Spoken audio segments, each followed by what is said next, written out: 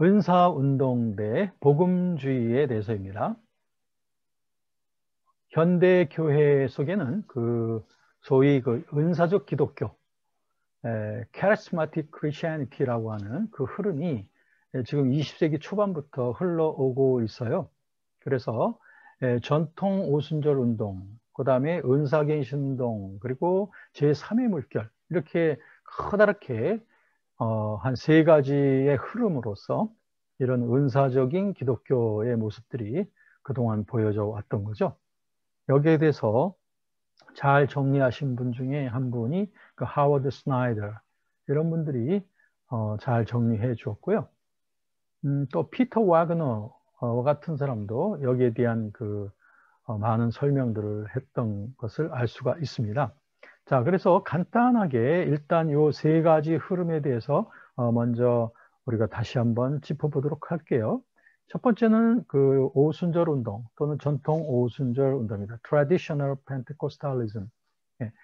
예, 오순절 운동은 20세기 초부터 시작이 됐죠.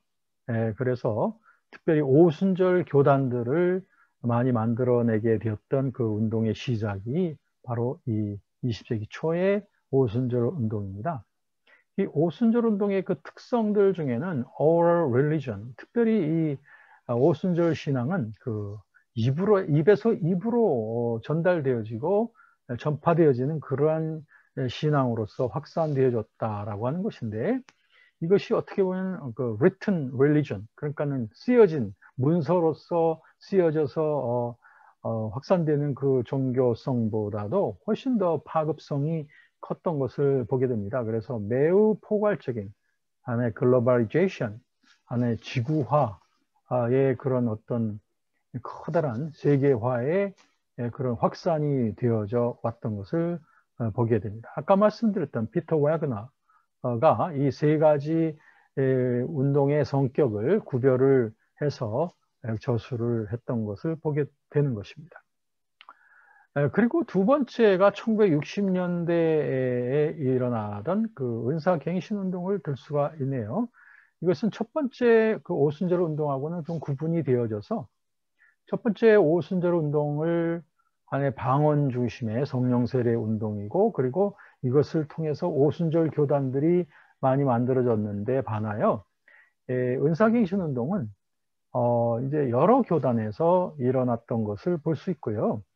특별히 교단 형성을 따로 하거나 그러지는 않고 여러 교파 내에서 일어났는데, 심지어는 정교회라든지 가톨릭 교회에서조차도 이런 은사갱신 운동이 일어나게 돼서, 이때부터 가톨릭 교회 내에서는 은사갱신 운동이 성령 쇄신 운동이라고, 요즘도 가톨릭 교회에서 이런 성령 세미나들을 많이 하고 있는 것을 볼 수가 있습니다.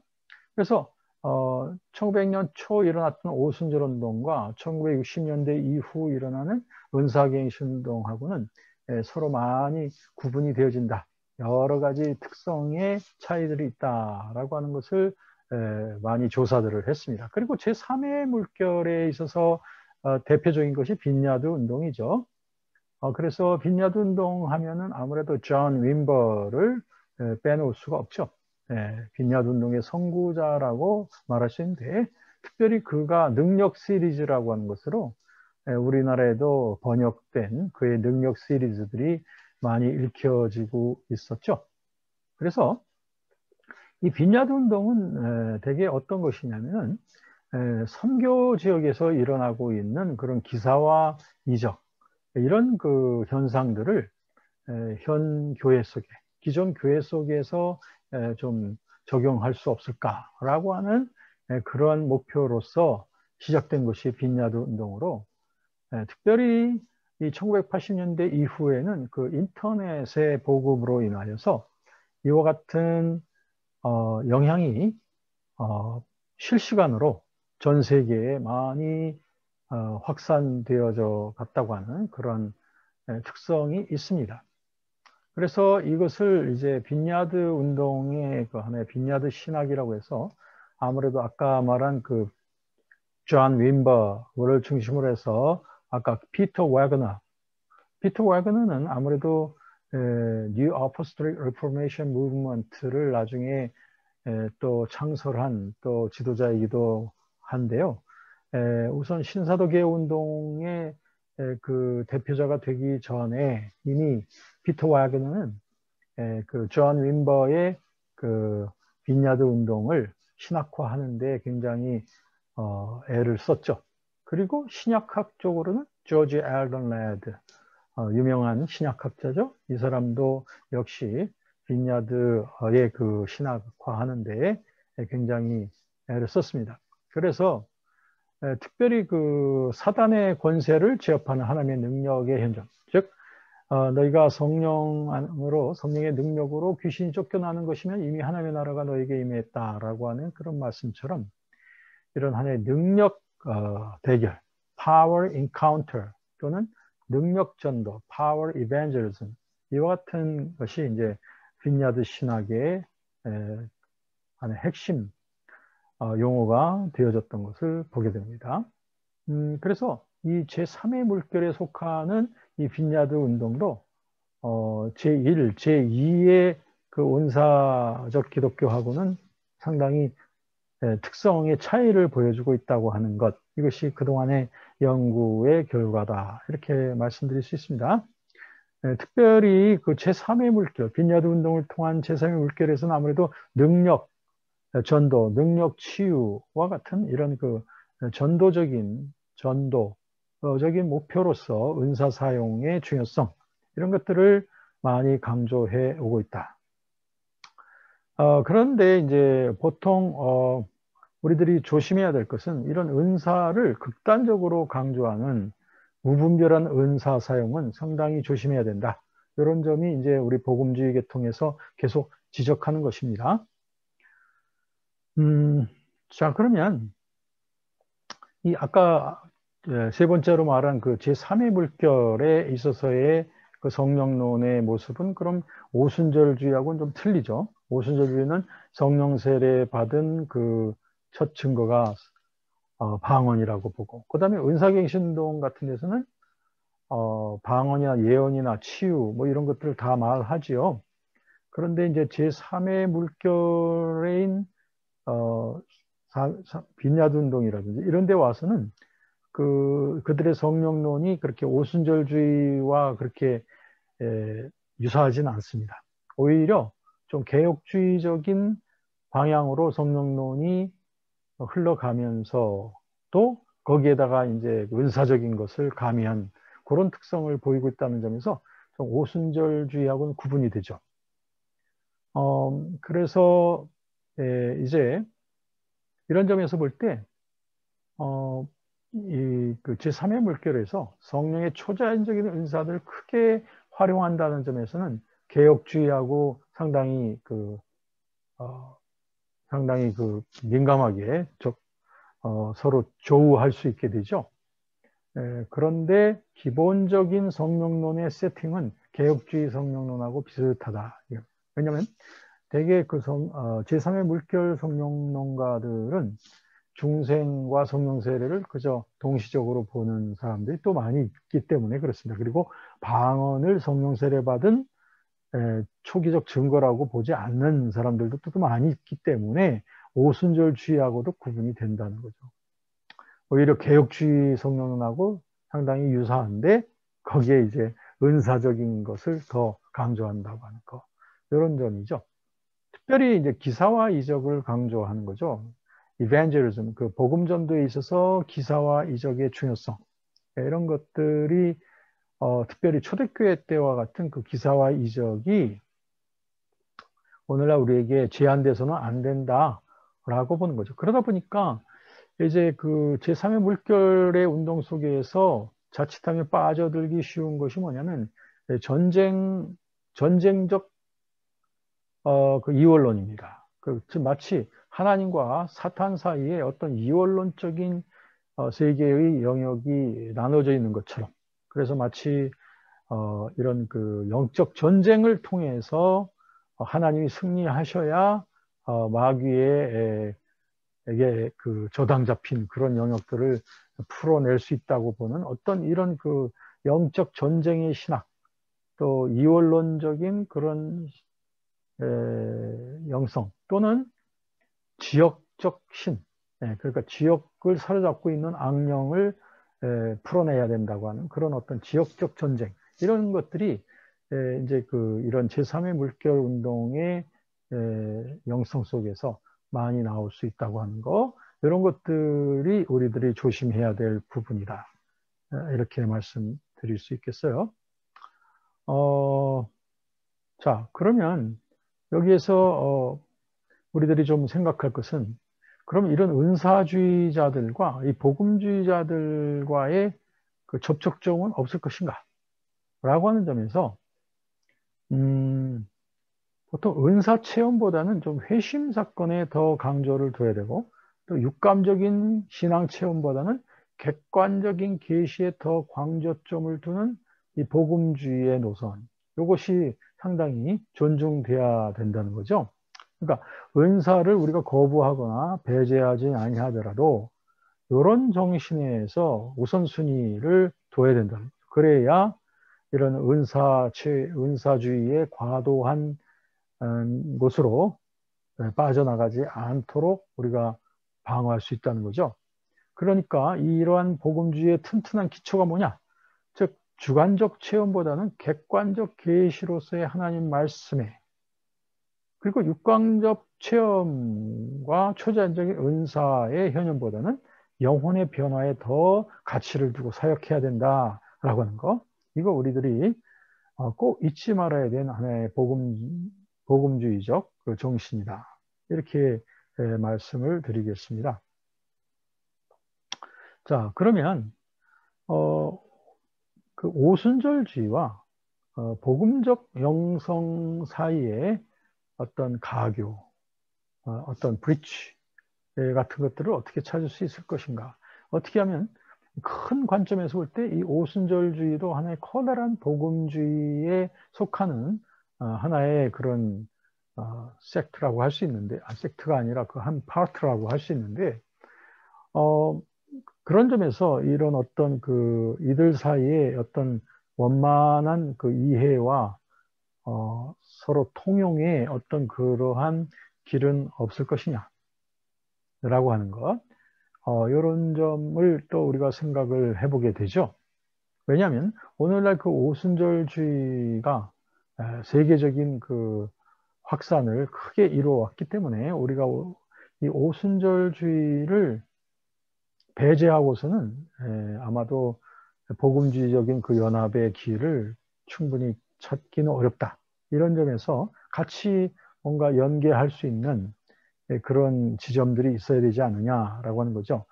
전통적인 복음주의자들과 오순절주의자들이 서로 반목질시하는 가운데에서는 원만한 그 복음주의적인 발전된 일치된 세계를 만들어갈 수 없다라고 하는 거죠.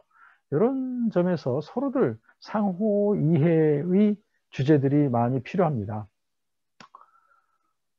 그런 예를 들면은 오순절주의자들은 그 하나의 그 오순절적 예배, 또 그들의 그 특성, 이런 것들에 대해서 일반 전통 복음주의자들이 좀 난색을 표하고 있다고 하는 점을 잘 이해해야 됩니다. 그래서 이런 부분들에 있어서 좀 복음주의적 표현들을 아끼지 말아야 된다. 오순절주의자들은.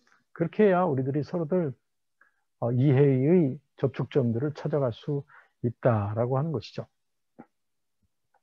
그런데 이제 20세기 이후에 이 복음적 영성 속에는 이 오순절주의화의 그 영향들이 참 많이 있는 것을 볼 수가 있습니다.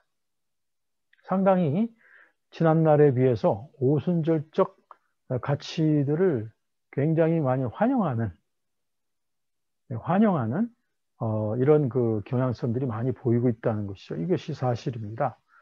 그래서 예배에 있어서도 그렇고 복음 전도의 능력에 있어서도 점차 그 은사주의적 강조점들을 일반 복음주의적 교회에서 많이 수용해 왔다고 하는 거죠. 또 예배에 미치는 찬양과 경배의 실천, 이런 것들도 오순절주의적 예배, 이런 것들에 대한 그 적용이 참 많이 되어져 왔단 말이에요. 그래서 이런 것을 효과적으로 접목해서 예배의 갱신을 찾을 수 있지 않을까라고 하는 그런 기대들이죠.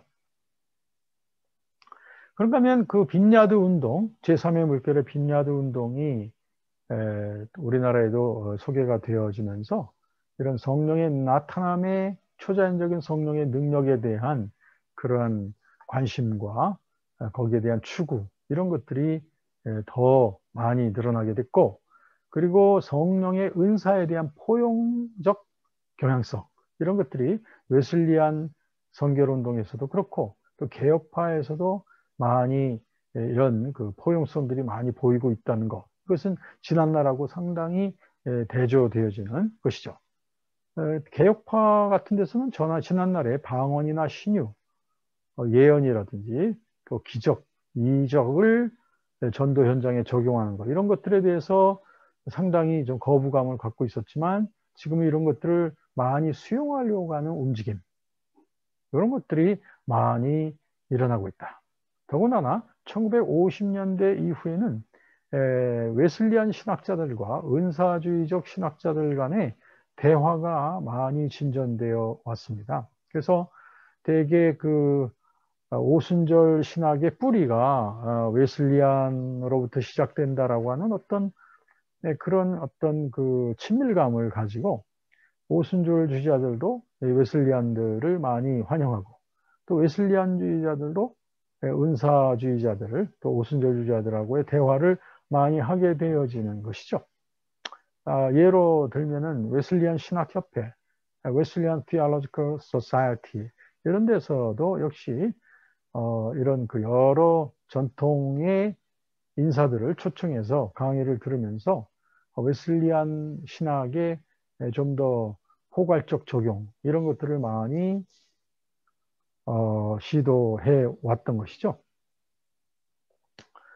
그런가 하면은 이제 유명한 그런 연구와 활동에 있어서 빈슨 사이먼 같은 사람의 업적 매우 중요하죠. 오순절주의와 또 웨슬리안주의와의 그런 어떤 연결점들을 찾는.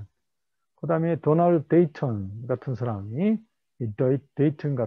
그의 유명한 책 오순절주의의 뿌리, 신학적 뿌리라고 하는 이 책을 통해서 그 역할을 많이 했던 것을 우리가 기억을 하고 있습니다.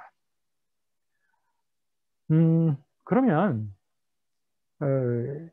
이 복음적인 영성의 실체는 과연 어떤 것이겠는가? 은사주의나 또는 전통적 복음주의나 또는 조금 열려진 복음주의나 할 것 없이 매우 중요한 것은 성령의 인격적인 인도하심을 중시하는 경향성, 즉 성령의 인격성, 성령의 인격적인 지배를 굉장히 강조하고, 그리고 이 복음적 영성의 핵심은 객관적인 하나님의 계시인 성경을 근본으로 구현되어야 된다고 하는 점, 이것이 이 두 가지 점이 굉장히 지금 한 군데로 모아져 가고 있는 여러 전통의 영성들이 하나로서 모아지고 있는 이 집중점이 바로 이것입니다. 성령의 인격적인 인도하심의 중요성, 그 다음에 하나님의 계시로서의 성경에 대한 중심성, 이런 것이죠. 이런 방향으로 우리들이 지금까지 달려오고 있다라고 하는 것이죠.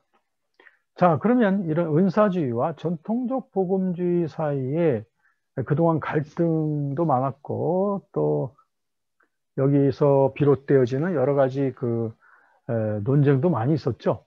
그런데 이제 앞으로 우리들은 어떤 길을 가야 할 것이냐, 갈등의 길을 계속 갈 것이냐, 아니면 소통의 길을 갈 것이냐라고 하는 거죠. 저도 이 부분에 대해서 굉장히 그동안 이 전통 복음주의와 은사주의와의 대화와 소통의 문제에 대해서 저도 연구를 그동안 계속 해 왔고요. 이러면서 이제 결국 우리들에게 그 갈등의 요소가 되어 왔던 것이 그동안 무엇이었는가 하는 것을 좀 발견하고, 그리고 그 부분을 어떻게 우리들이 치유할 것이냐라고 하는 점들을 그동안 연구해 오게 되었습니다. 은사운동에서는 그 성령의 초월적인 역사를 소개하는 것은 굉장히 장점이 있지만요. 그러나 그 말씀의 정신에 우리 개신교의 신학의 뿌리가 있다고 하는 것을 좀 더 은사주의에서는 좀 더 존중을 해줘야 될 필요가 있다. 이렇게 말씀드릴 수 있습니다. 그래서 그런가 하면 복음주의자들도 마찬가지예요. 복음주의자들은 그 은사 운동가들에 있어서 은사 운동가들을 비판하기만 할 것이 아니라 그들을 통해서 복음주의에서 수용할 수 있는 부분들이 뭐 어떤 점인지를 겸허하게 받아들이면서 그 부분에 있어서 서로의 그 존중들이 있어야 된다라고 하는 거예요. 근데 이제 전통 그 복음주의와 대화하기가 굉장히 힘든 그 은사주의자들, 특별히 칼빈주의를 포함한 개혁주의 계통에서는 이제 개혁주의 신학 자체가 그 은사중지론을 굉장히 존중하고 있잖아요. 즉 사도 시대로 말미암아 이 성령의 기적적인 은사들이 끝났다라고 보는 입장 말입니다. 이런 그 개혁주의 신학의 토대가 있기 때문에 그 은사운동가들하고 손잡기가 상당히 어렵다 이거죠. 그러니까 예언, 뭐 계시, 신유, 방언 이런 것들에 대해서 개혁주의 신학자들이 다루기가 힘들어지는 거죠. 그런데 이제 특별히 이제 그 신사도 개혁 운동에 있어서는 더 그렇죠. 신사도 개혁 운동에서는 특별히 오중직임이라고 하는 거 말하잖아요. 그래서 이제 초대교회 때 있었던 뭐 사도, 예언자, 교사, 목사, 복음전도 이런 그 것들이 오늘날 그대로 있어야 된다라고 보는 거죠. 사도, 특히 사도와 예언자 이런 것들에 대한. 그런데 개혁주의 신학에서는 이 사도나 예언자의 직분은 그 사도 시대로서 끝났어야 되는 것이다 말이죠. 그러니까 이런 점에서 볼 때 신사도 개혁 운동을 받아들일 수가 없었죠, 그동안. 네. 그 다음에 이제 방언 문제도 역시 그동안 굉장히 논쟁이 많았던 이유가 바로 개혁주의 신학하고의 그 큰 부닥침 때문에 그렇습니다. 물론 웨슬리안 성결 운동에서도 원칙적으로는 이 방언에 대한 부정적인 그런 입장들을 보이고 있었죠. 최근에는 이제 여기에 대한 변화들이 여러 교단에서 일어나고 있습니다만, 이런 그 상황을 거쳐오면서 이제 그 우리들이 어떻게 하면 이 복음주의 내에 그 복음을 손상하지 않고서 우리들이 하나의 일치점들을 찾을 수 있을 것이냐라고 하는 점을 우리들이 생각하게 되죠. 그래서 거기에서 우리들이 중점에 둬야 될 것은 뭐냐면 love for God, 하나님을 향한 사랑, 하나님을 향한 사랑의 축을 우리 복음적 교단들이, 그러니까 그들이 뭐 오순절 운동이든 은사갱신운동의 제3의 물결이든 아니면 전통적인 복음주의든 여기에 대한 그 하나의 중점, 공통적인 그러한 그 추구가 있어야 될 것이다 라고 하는 것이죠. 이런 점에 있어서 존 웨슬리가 그가 성결론을 말했을 때 그 성결론의 중심이 바로 하나님을 향한 사랑, 우리의 모든 마음과 뜻과 정성과 힘을 다하여 하나님 사랑하는 거, 이거 자체라는 것이죠. 성결이라고 하는 것이. 네. 그래서 이런 점에서 볼 때에 바로 21세기 복음주의와 은사적 기독교의 합의사항은 바로 그리스도 닮기를 목표로 한 하나님 사랑에 초점을 맞춰야 된다. 그렇게 되면 하나님 사랑 안에서 은사주의와 복음주의가 저마다 갖고 있는 신념적 특성은 더 이상 갈등의 요소가 아니라 상호 충만의 모티베이션으로 작용하게 될 것이다. 이거 중요한 얘기가 되겠죠? 이것이 바로 이제 앞으로 우리가 일치를 이루어 갈 수 있는 대화의 기술이다. 이렇게 말씀드릴 드릴 수 있겠습니다. 자, 그런 점에 있어서 이제 은사주의에서 좀 조심해야 될 것은 많습니다. 여태까지 전통 복음주의로부터 많이 소외를 당했지 않습니까? 그것은 이제 그것을 치유하기 위해서는 서로가 양해될 수 있는 대화의 소통의 창구를 만들어야 되는데, 그것은 특별히 은사가 있느냐 없느냐의 문제가 아니라 은사 표현의 차이에서 갈등이 많이 시작된다고 하는 것입니다. 은사라는 것이 하나님께서, 성령께서 오순절주의자들에게는 은사를 주고 전통적인 복음주의자들에게는 은사를 안 주겠습니까? 성령의 역사가 교단에 따라서 이렇게 차별을 두지 않습니다. 그런데 왜 다르게 표현되냐? 그건 표현상의 차이가 상당히 많다라고 하는 것입니다. 그래서 은사주의자들의 그 표현은 예를 들면 뭐 즉각적으로 손을 얹어 안수를 하는 그런 행위로서 은사를 표현한단 말이에요. 근데 전통적 복음주의자들은 똑같은 은사가 자기에게 주어졌을지라도 그런 식으로 표현을 하지 않을 때가 많죠. 그래서 우리들은 그 은사 사용의 표현을 좀 잘 지혜롭게 하고 또 용어 사용에 있어서 우리가 지혜롭게 해 간다면 우리들 은사적 영성이나 또 좀 더 온건한 복음주의적 영성이나 우리가 합치점을 찾아갈 수 있다. 합치점이라는 것이 뭐 똑같아진다는 것이 아니라 서로 다양성 속에서의 일치를 말하는 것입니다. 조화의 정신을 말하는 것이죠. 이렇게 하면서 우리의 무엇보다도 객관적인 하나님의 계신 성경의 강조점을 두어야만 한다라고 하는 점을 은사주의에서는 결코 잊지 말아야 된다는 거죠. 그래서 아까도 말씀드리지만 주관적 체험보다는 객관적 계시로서의 하나님 말씀에, 그리고 육감적 체험과 초자연적인 은사의 현현보다는 영혼의 변화의 핵심을 두고 나아가고 하나님을 향한 사랑, 이 초점에다 맞춰서 우리가 나아갈 때에 우리들은 이런 은사 운동과 전통적 복음주의 성령 운동 사이의 지혜의 길을 우리 찾을 수 있게 된다라고 하는 것입니다.